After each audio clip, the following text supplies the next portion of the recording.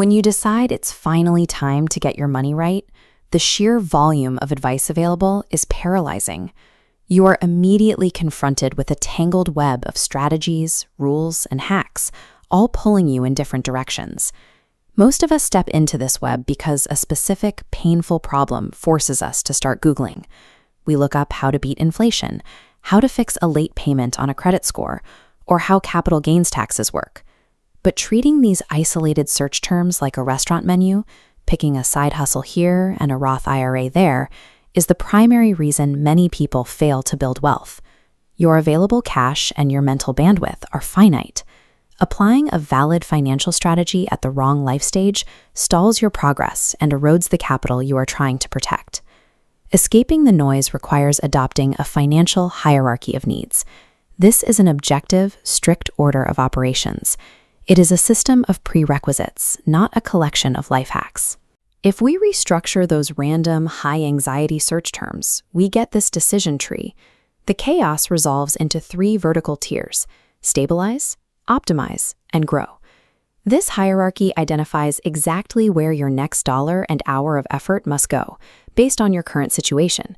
Success requires accurately diagnosing your current phase and willfully ignoring any strategy meant for the stages above you. Phase 1 is the baseline. This is the domain of the overwhelmed beginner carrying toxic, high-interest consumer debt, usually credit cards with rates over 20%. In this initial phase, the guaranteed risk-free return of eliminating a 25% interest rate mathematically beats any stock market investment you could possibly make. This matrix shows the 2 competing tactics for escaping this stage. Your choice comes down to optimizing for human psychology versus optimizing for strict mathematics. The snowball method dictates that you pay off your smallest balances first, regardless of the interest rate. The goal is to secure rapid psychological wins that keep you motivated enough to finish the job. The trade-off for that motivation is efficiency.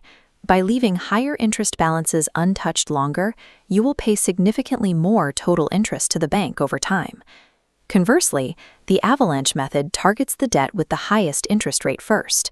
This approach secures the absolute maximal savings and clears the debt using the least amount of total capital. But the avalanche method lacks early dopamine hits. Because it can take months to clear that first large balance, it requires high discipline and historically suffers from higher abandonment rates. Choosing whether you need motivation to stay engaged or strict math to save cash is the defining hurdle you have to clear to exit phase 1.